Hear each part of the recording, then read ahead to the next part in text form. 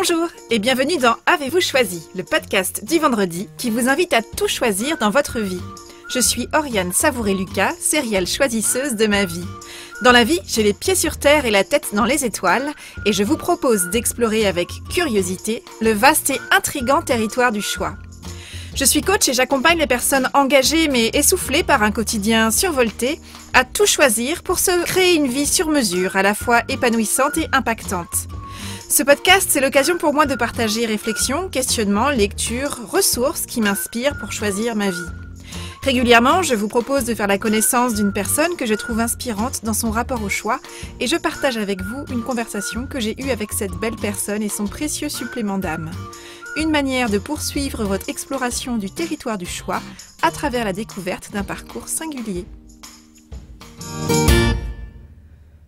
Aujourd'hui, je vous propose une conversation avec Julien Vidal, éco-citoyen ambitieux et fier de ses valeurs, et fondateur du mouvement « Ça commence par moi ».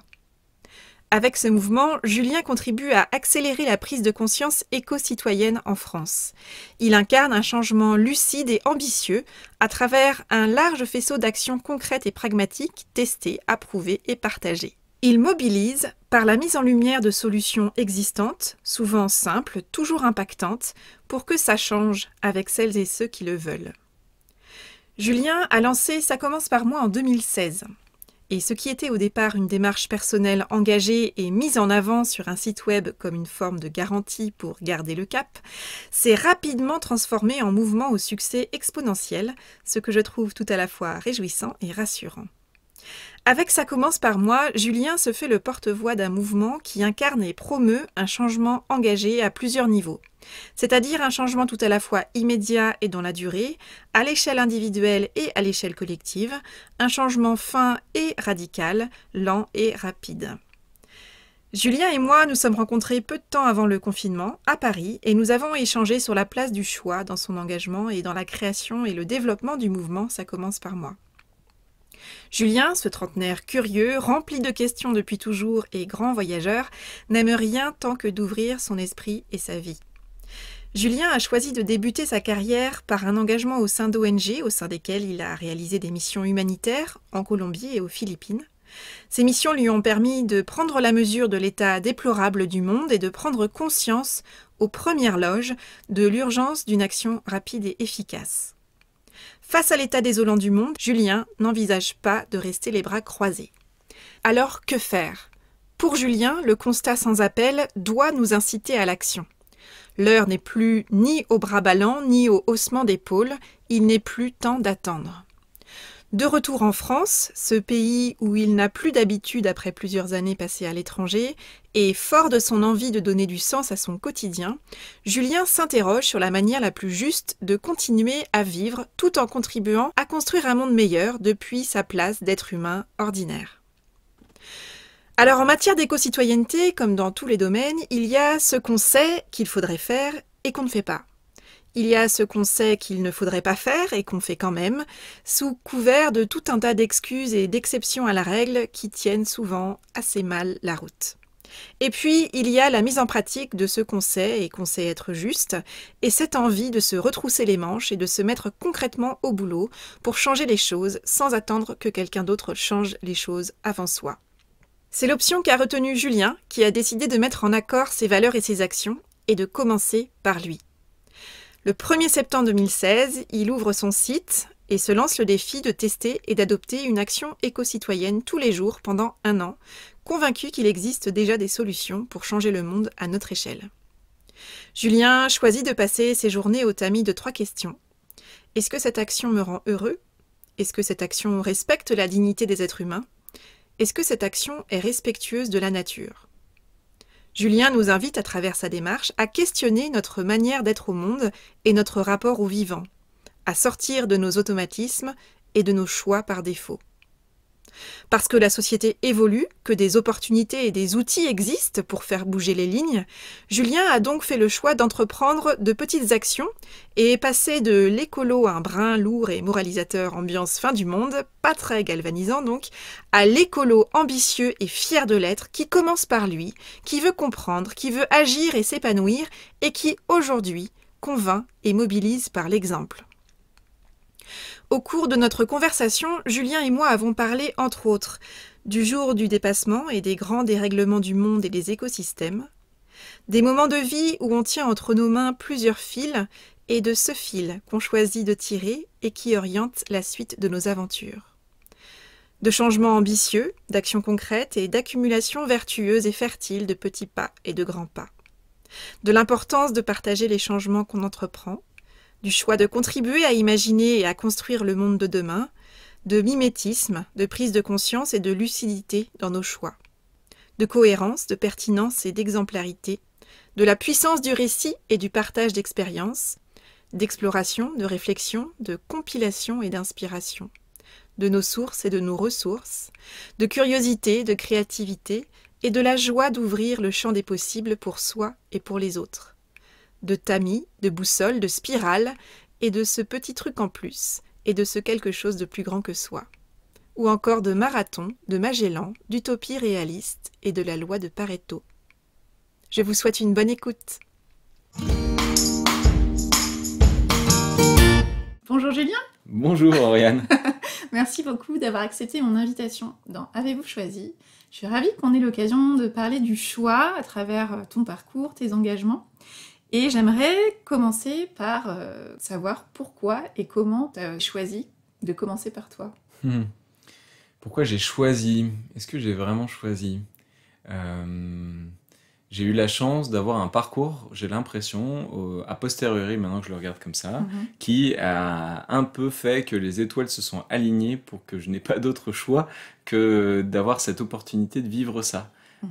Parce que les questions climatiques et l'atteinte que porte l'être humain sur la nature notamment, je l'ai vécu depuis que je suis tout petit, en étant grenoblois, avec la pollution de l'air, avec les neiges qui remontent, et puis ensuite dans mon choix professionnel, là, qui lui en l'occurrence en était un, c'est-à-dire de m'engager dans les ONG, j'ai vécu aussi dans mon cœur les grands dérèglements du monde, à savoir faire en sorte que chaque être humain sur Terre puisse être exploité jusqu'à plus soif pour générer de la croissance, et que à tel point que toute cette vision utilitariste du vivant dans sa totalité a fait en sorte qu'aujourd'hui les écosystèmes sont déréglés, et que pareil là aussi aux Philippines je me suis rendu compte qu'en fait la bataille climatique était sans doute la plus importante pour les décennies à venir, puisque en fait ça impactait déjà des centaines de millions de personnes.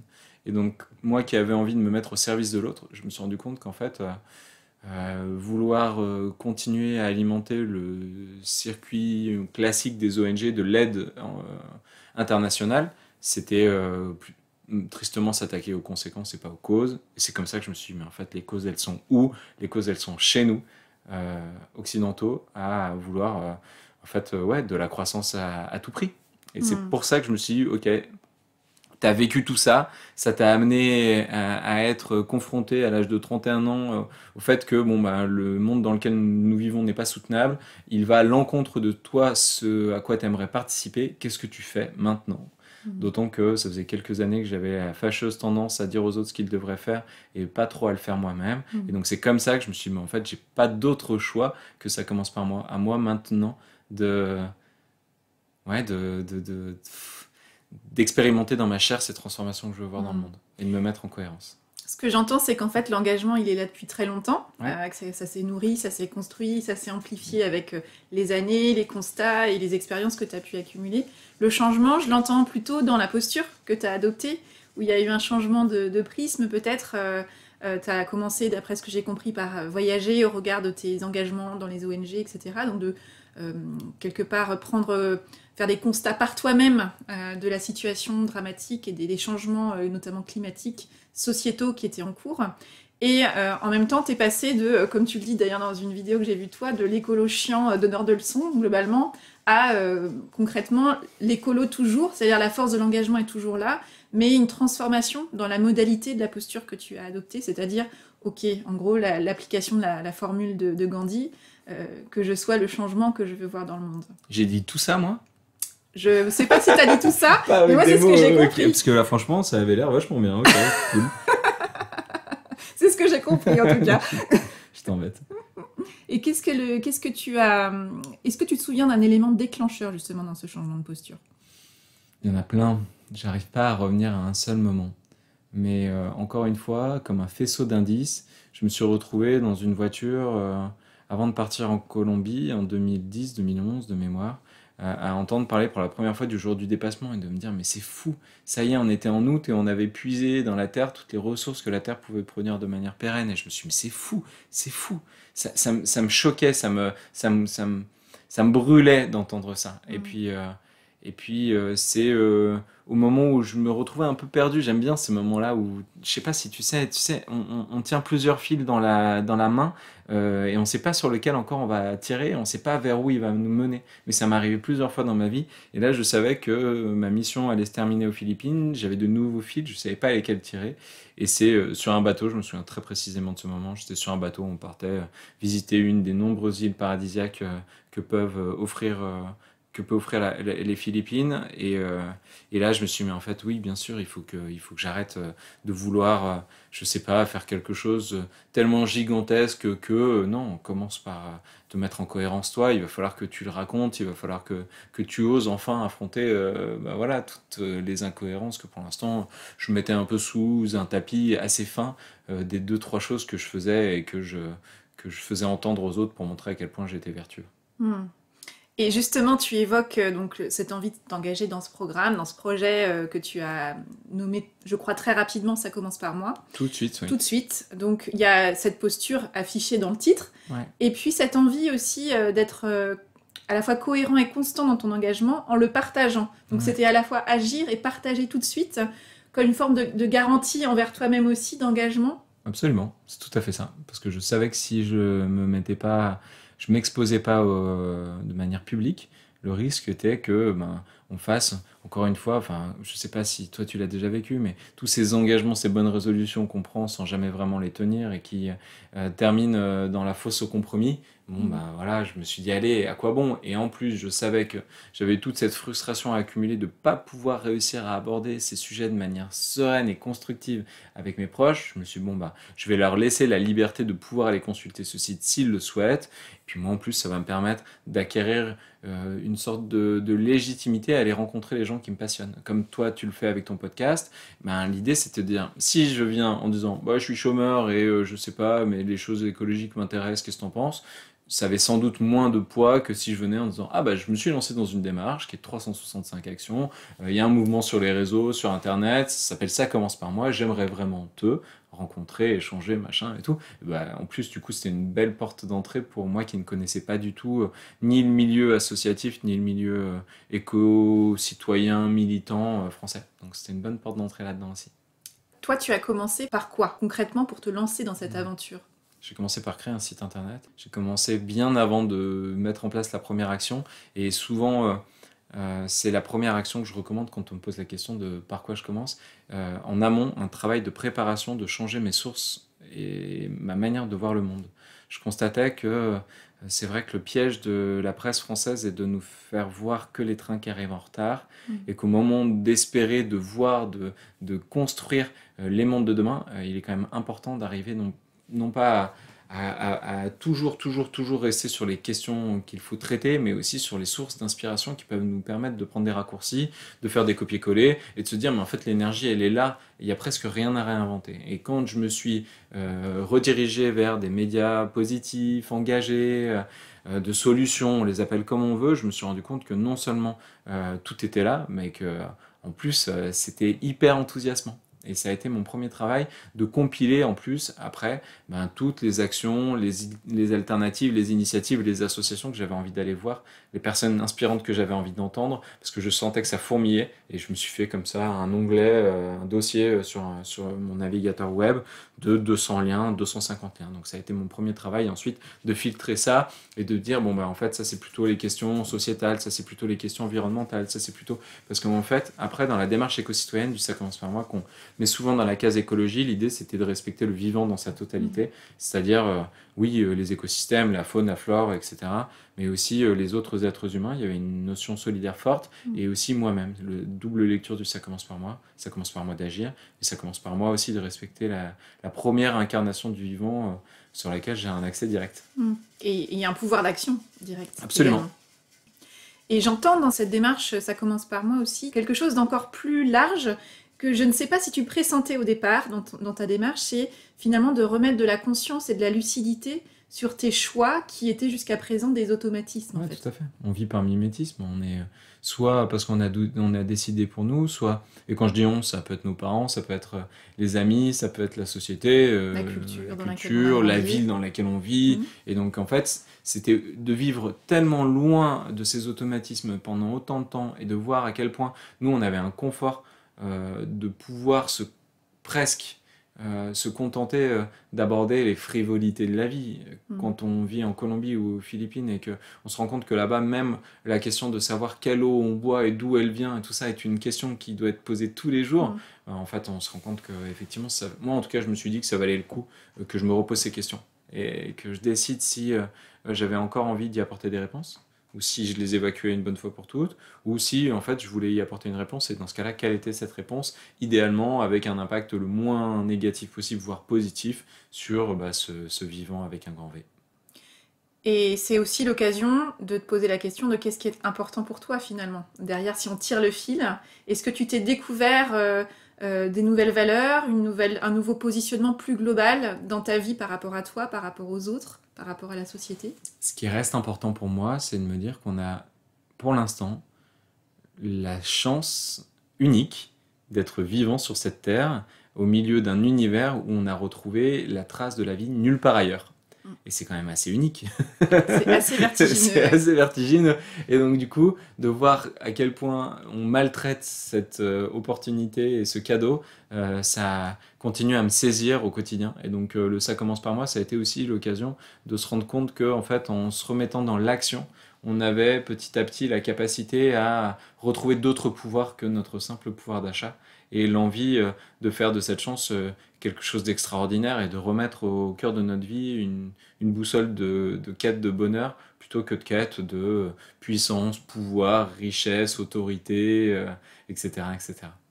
Quels sont les principaux apprentissages que tu as faits et qui t'ont peut-être même surpris? Il y en a plein. Le premier qui me vient en tête, c'est de dire que l'action est importante et qu'elle est peut-être... elle est importante, c'est sûr, mais j'aurais jamais imaginé à quel point le fait de raconter ce changement était primordial et peut-être encore plus impactant. Pourquoi ? Parce qu'en un an, très bien, j'ai réussi à diviser par 10 la taille de ma poubelle, par 6 ma consommation d'eau, par 5 mes émissions de gaz à effet de serre, si bien qu'aujourd'hui, je vis dans les standards d'un Français en 2050. Si on arrivait à tenir les engagements qui malheureusement ont été encore un peu repoussés en termes d'engagement climatique par notre gouvernement, enfin, c'est important. Et à la fois, ça n'a clairement pas impacté ni les émissions de gaz à effet de serre au niveau mondial, national ou quoi que ce soit. En fait, en racontant cette aventure sur le site internet de ça-commence-par-moi.org, et je pensais qu'il allait avoir mes amis, ma famille. Et en fait, là, depuis 2016, on a eu plus de 2 millions de personnes qui sont venues. Et après, on a raconté ça sur Brut Nature, on a raconté ça, j'ai continué à raconter ça dans des bouquins et les conférences, et c'est des chiffres qui me donnent le tournis et qui me font dire chaque jour, au gré des témoignages, que offrir cette bulle d'opportunités, de possibles, de joie, en fait, c'est un endroit qui fait un peu le miroir de l'envie d'agir des autres et qui leur donne l'occasion de se remettre à l'action. Et ça, c'est un impact que j'avais clairement sous-estimé. Et surtout, c'est l'occasion par ton parcours et ta posture aussi. Ce que je vois et qui, à mon avis, plaît aussi, c'est justement on s'éloigne d'une écologie pessimiste, alarmiste, flippante même, et que tu es plutôt dans la transformation de par l'action. Comment est-ce que je crée de la valeur humaine, de la valeur de lien, de la valeur à travers aussi mes partages pour inspirer l'autre?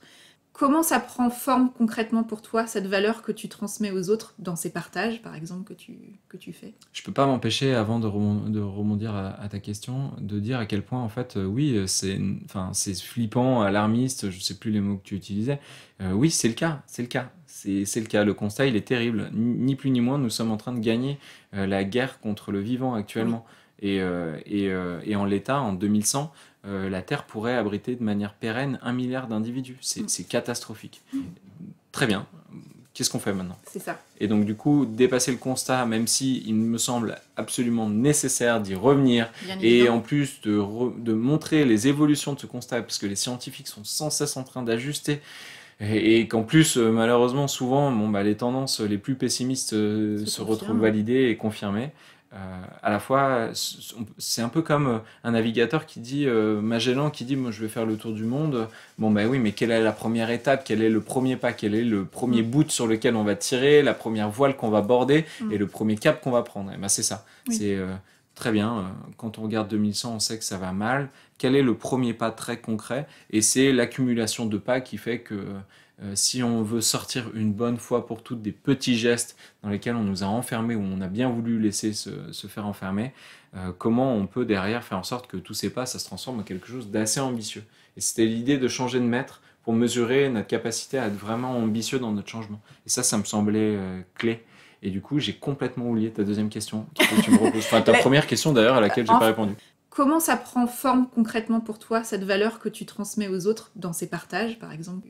Pour moi, c'est un feu d'artifice et c'est l'occasion sans cesse de me dire le matin, ok, qu'est-ce que je vais pouvoir faire pour apprendre à nouveau de nouvelles choses, m'approprier encore plus des sujets qui pouvaient me paraître complexes et obscurs il y a encore quelques semaines, quelques mois, aller à la rencontre de gens passionnants et trouver des preuves du foisonnement du vivant, quel qu'il soit. Et du champ des possibles qui reste ouvert. Et du champ des possibles qui non seulement reste ouvert, mais qui et en plus est lié à l'humanité, donc absolument irrationnel.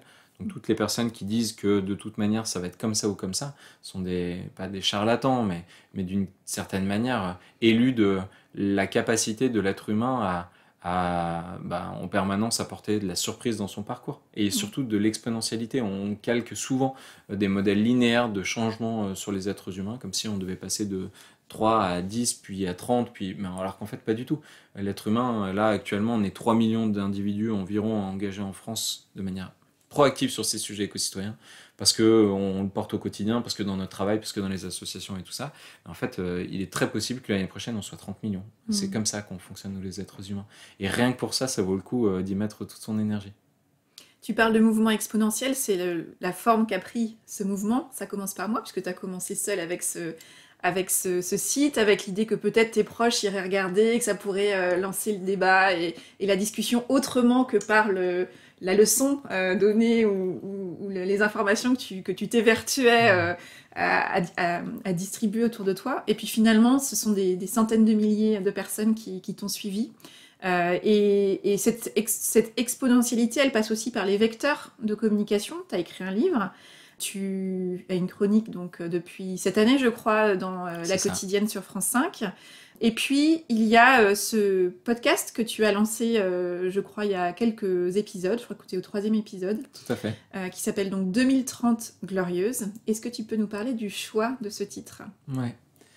Effectivement, quand tu le dis comme ça, la liste peut laisser à penser que je pars un peu dans tous les sens. Et je crois que c'est vrai, j'aime bien ça. L'idée d'explorer plusieurs intelligences, plusieurs formats d'expression et de se dire qu'en plus, à travers tous ces médias, on montre à chaque fois des choses différentes. Et j'aime bien l'idée d'arriver à donner un peu de l'épaisseur, de la complexité sur ces sujets là où en général on nous pousse à vouloir toujours donner la réponse la plus rapide. Et je trouve que c'est dommage.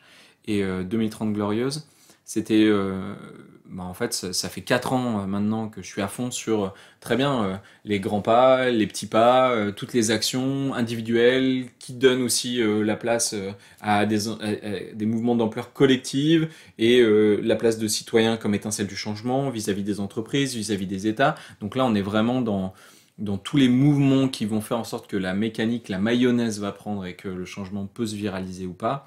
Et à la fois, je constate que s'il faut être très pragmatique sur les pistes à tendre à proposer pour s'y mettre, il y a encore une fois, on revient à la métaphore de Magellan, ce cap à proposer sur le très très long terme. Et actuellement, malheureusement, les utopies, les caps utopistes nous manquent terriblement.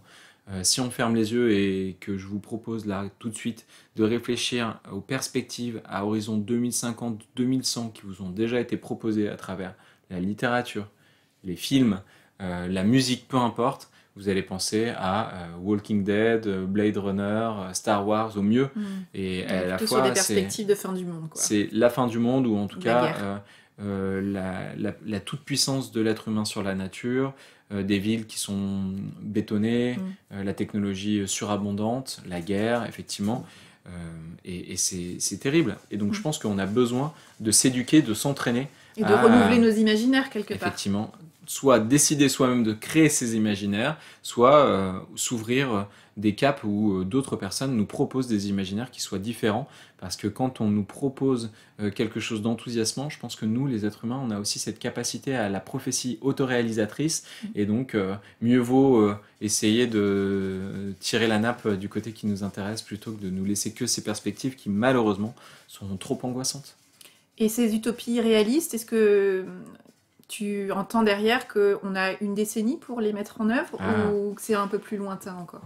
Ça, c'était un peu, je t'avoue, lié à mes questionnements personnels, parce que du coup, on se dit, bon, bah, là, on nous parle de 2050, on nous parle de 2100, et à la fois, on commence, nous, à sentir français des dérèglements très concrets. Et puis, comme je te le disais, il y a des personnes, des centaines, des millions de personnes qui vivent déjà ces dérèglements. Et je pouvais pas m'empêcher de me dire, mais nous, on a une place particulière en France, dans le monde, et on nous regarde un peu différemment. Si nous, on était enfin ambitieux dans notre changement, on aurait capacité d'effet d'entraînement, de ce petit jeu de domino qui tombe à la suite, qui pourrait être assez extraordinaire. Donc comment réussir à jongler entre il faut agir maintenant et ne pas hésiter à garder cette urgence en tête, tout en se disant, bon ben voilà, quelle est la première échéance qui peut paraître un peu loin, on se dit ok, on va y aller et on y croit, et en plus on peut carrément mettre en place un changement qui soit radical. 2030, ça me semblait être le bon curseur. Et puis en plus, le nom de 2030 Glorieuse était tellement cool que c'était dommage de passer à côté. C'est clair. Et comment tu choisis d'adresser ou d'inviter tes interlocuteurs à adresser les freins concernant ce lancement dans le changement de Ça commence par moi? On entend souvent le manque de temps, le coût que peut représenter un changement. Voilà, tous ces freins qui peuvent être mentionnés de manière directe ou indirecte. Comment est-ce que tu invites, par ta pratique, par ta posture, chacun à les lever petit à petit? Dans ta question, il y a le fait que chacun doit y apporter une réponse. Et donc chacun, n'étant pas tout le monde, il appartient de dire qu'il appartient à chacun de trouver sa propre réponse. C'est ça qui est d'une certaine manière un peu frustrant, parce que si ben voilà, la réponse universelle existait, ça serait plus facile quand même, hein. On s'embêterait pas. Et en plus, le plus terrible et extraordinaire là-dedans, c'est que en plus, si on veut tenir le marathon du changement à venir, il faut qu'on arrive tous nous-mêmes à ouvrir notre propre voie, notre propre porte du changement, parce que sinon, en fait, on va s'accrocher à des branches qui ne seront pas suffisamment solides et qui vont faire qu'on va abandonner au bout d'un moment. Donc en général, ce que je dis aux gens, et ensuite, il faut aussi laisser dans notre propos un espace de bienveillance où on laissera les gens progresser et en faire ce qu'ils veulent. Et de créativité, et d'ailleurs. Créativité, quoi qu'il soit, mais c'est de transformer cette nécessité du changement, ou en tout cas de la lier dès le début à la question du bonheur. Le fait de changer de boussole et d'y mettre la boussole du bonheur en se disant, voilà, aujourd'hui, qu'est-ce qui vous rend profondément heureux? Quelles sont les activités sur lesquelles vous êtes capable de passer des heures et des jours sans compter votre temps? Eh bien, prenez ces excuses-là, ces hobbies, ces passions, et allez y dénicher des alternatives éco-responsables, éco-citoyennes et écologiques, bref. Parce que, en fait, c'est en liant votre démarche éco-citoyenne à la recherche de bonheur que, je pense, on peut construire de manière pérenne un parcours éco-citoyen qui va faire en sorte que petit à petit, ensuite, on sortira de sa zone de confort. Donc, c'est lever les freins en les passant au filtre de la joie et du flow, en fait, ce flow au sens de cette activité que tu décris, dans laquelle on peut s'engager oui, parce que du coup, on va s'y mettre, et puis on va se ressaisir de son pouvoir qui est autre que le simple pouvoir de sortir sa carte bleue, et on va se dire, mais c'est grisant tout ce pouvoir-là. Et ensuite, on va continuer. Bien sûr, ça va être accompagné de la compréhension plus en plus profonde de tous ces enjeux, qui est très complexe, qui peut être aussi de temps en temps un peu plombante, et à la fois, l'action va alimenter cette machine. C'est pas moi qui le dis, c'est Rob Hopkins qui lui dit aussi, il est tout le temps entre pessimiste et optimiste, mais que ça lui lui donne en fait cette petite aiguille du courant alternatif qui lui permet d'être en mouvement. Et c'est un peu ça, on agit, on réfléchit, on agit, on réfléchit. De temps en temps, on va se heurter dans notre action à des obstacles, mais qui vont être dépassés par des initiatives vertueuses dont on va prendre la connaissance à travers je ne sais pas quel média et ça va nous booster et vice-versa, quoi. Quels sont les médias justement que tu as choisi de mettre dans ton spectre et dans ton radar que tu as envie de partager avec les auditeurs? Il y en a tellement, et en plus ça dépend encore une fois des intelligences. Donc moi par exemple au niveau des podcasts, j'écoute un podcast comme Sismic, Supplément d'âme, qui me donne voilà, des exemples inspirants et à la fois la compréhension assez fine des questions d'effondrement. Mais j'en écoute encore plein d'autres, et tout ça avec les vidéos aussi, les séries, etc. Vous pouvez tout retrouver sur une super plateforme qui s'appelle Imago TV, qui référence documentaires, films, vidéos d'inspiration, etc., etc. Et puis ensuite, après, il y a les magazines, Uzbek Erika, il y a qui est un magazine prospectiviste, il y a Oui Demain, qui est aussi un peu tech, mais quand même pas mal sur ses perspectives, il y a Kaizen, il y en a plein. Et après, au niveau des bouquins, là, toute la série Anthropocène du Seuil, c'est une collection qui est hyper pertinente, très pointue, mais encore une fois, il y en a tellement que c'est très difficile de donner des exemples concrets. Allez sur Imago TV, allez sur la boutique des Colibris, là aussi, il y a tout un choix. Actes Sud a une super collection aussi, bref. D'accord. Les ressources ne manquent pas. Non, absolument. Et c'est intéressant, je trouve, quand même d'en nommer quelques-unes, parce que quand il y a de la profusion, justement, où soit on ne sait pas par quoi commencer, soit on ne sait pas où les trouver. Et je trouve que c'est toujours intéressant dans cette logique d'impulsion que tu évoquais. On ne dit pas à l'autre quoi faire, mais en tout cas, on donne à voir le champ des possibles et on propose un premier élan, en fait. Et c'est ça qui est intéressant sur cette question du choix, c'est que du coup, ça commence par moi, m'a montré qu'il était hyper pertinent de dépasser la vision un peu linéaire occidentale où en gros un choix mène à une action, mais ensuite une fois qu'on a pris ce choix, c'est comme si on pouvait plus revenir en arrière, c'était fait. Alors qu'en vivant en Asie, je me suis rendu compte qu'eux, ils avaient une vision du temps qui était beaucoup plus circulaire, cyclique, et qui faisait qu'en fait un choix pour une journée t'amenait à d'autres choses dans la journée, et que le lendemain tu recommençais peut-être presque du même endroit, et qu'en tout cas du coup la question d'échec, notamment la question de frustration, n'était pas du tout abordée de la même manière. Et j'aime bien cette idée qu'on progresse pas comme une ligne qui monte ou qui descend, mais comme un petit escargot cette spirale en fait, qui grandit peut-être au fur et à mesure, mais qui laisse une trace qui nous est propre à tous. Et donc là-dedans, j'aurais tendance à dire qu'il faut il faut pas hésiter à faire confiance à son intuition et aux opportunités qui s'offrent à nous. Peut-être que finalement ça donnera rien, mais le lendemain on essaiera quelque chose d'autre. Donc si vous entendez parler de magazines, de podcasts, de machin, allez-y. C'est pas grave si c'est pas finalement ce qui vous parlait et ce qui vous intéressait, parce que en fait demain vous recommencerez, quoi.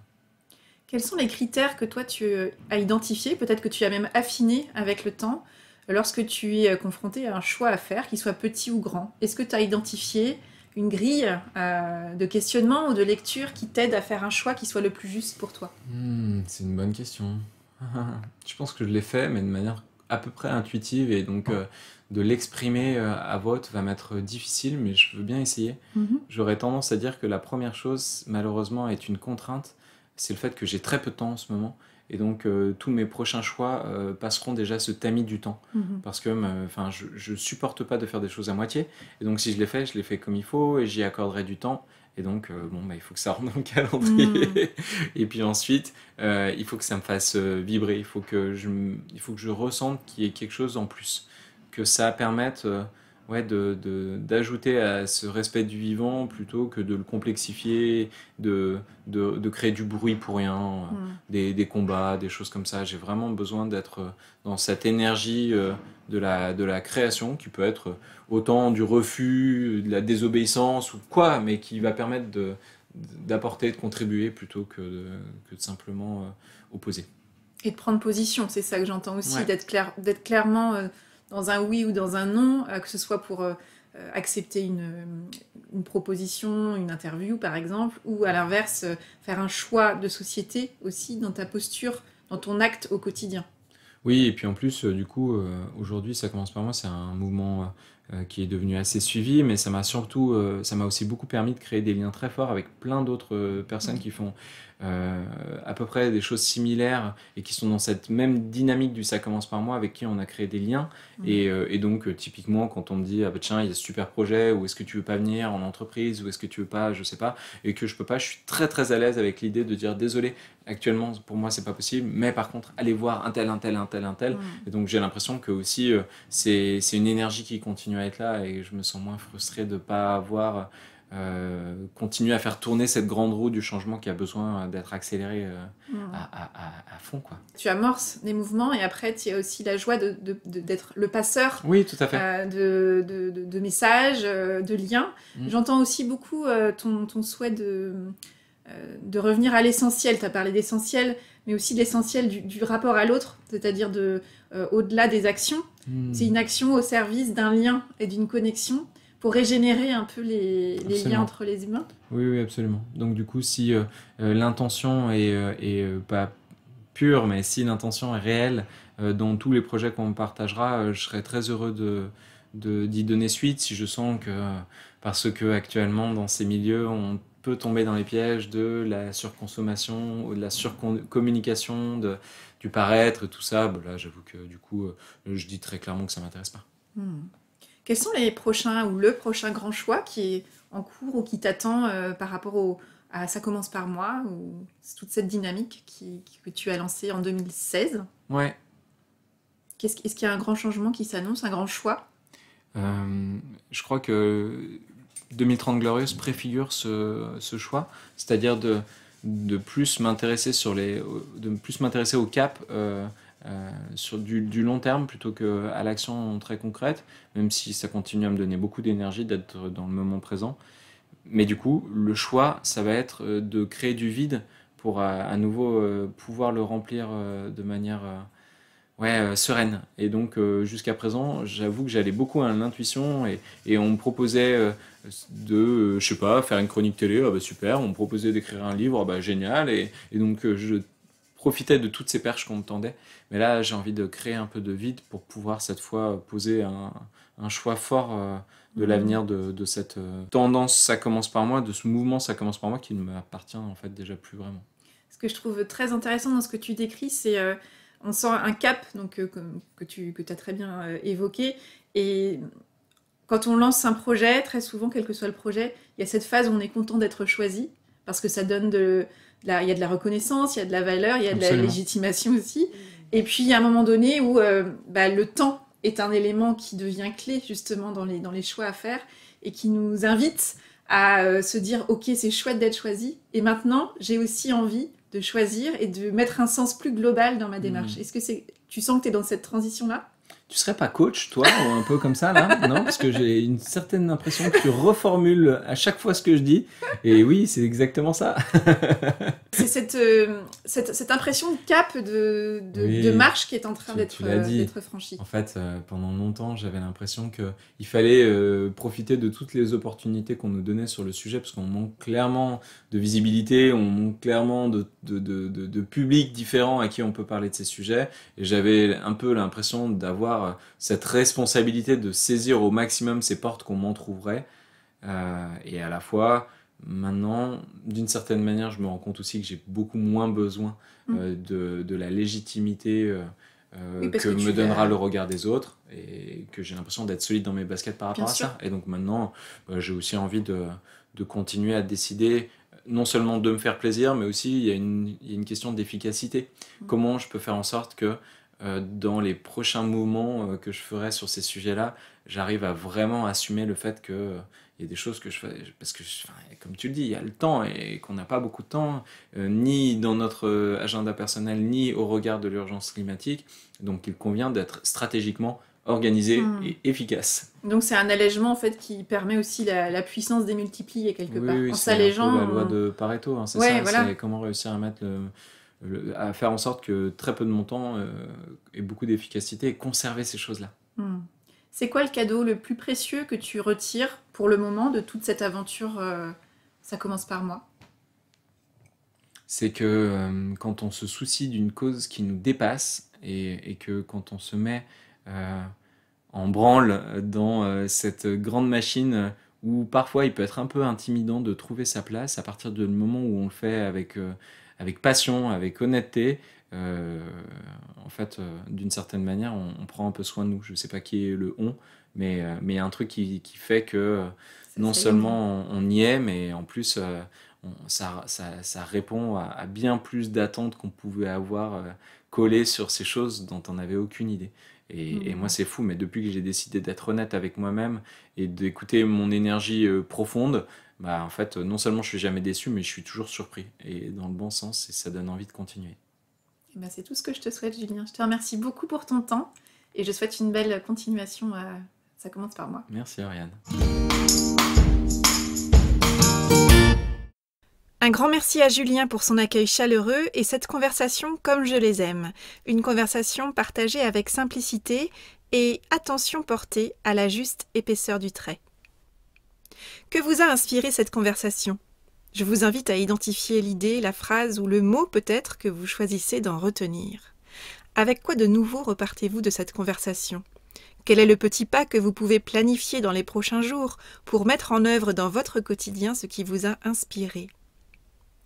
Julien incarne à mon sens un dosage subtil, utile et fertile de curiosité et de rigueur, de simplicité rassurante et d'épaisseur enthousiasmante, de lucidité et d'espoir nourrissant, d'élan inspiré et de passion raisonnée au service de la cause essentielle qui l'anime. Le chemin visible et transposable de Julien nous prouve qu'en nous engageant dans une démarche éco-citoyenne, nous pouvons non seulement continuer à vivre normalement, mais nous pouvons, cerise sur le gâteau, nous enrichir plus que nous pouvons l'imaginer, tout en nous allégeant. Ça commence par moi nous invite à faire des choix respectueux pour soi et pour le monde, avec pour heureux corollaire une recrudescence de sens, de joie et d'épaisseur dans nos vies. Je trouve réjouissant que le mouvement éco-citoyen, ça commence par moi, soit très rapidement passé d'un léger bruissement du vent dans les feuilles des arbres à un puissant courant marin, qui embarque un nombre croissant de personnes volontaires qui veulent contribuer à un monde plus vivant et plus nourrissant.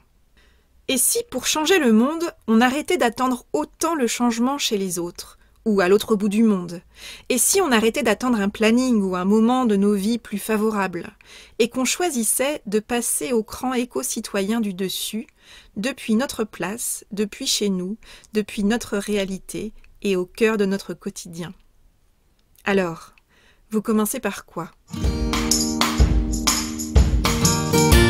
Si vous avez envie d'aller plus loin et d'en savoir plus sur Ça commence par moi, le message et la démarche de Julien, vous pouvez consulter le site çacommenceparmoi.org et vous inscrire pour prendre part à la démarche. Vous pouvez retrouver les chroniques de Julien dans l'émission La Quotidienne sur France 5. Vous pouvez lire les livres écrits par Julien. Ça commence par moi, soyons le changement que nous voulons voir dans le monde. Et ça va changer avec vous, il est temps d'être écolo et fier de l'être.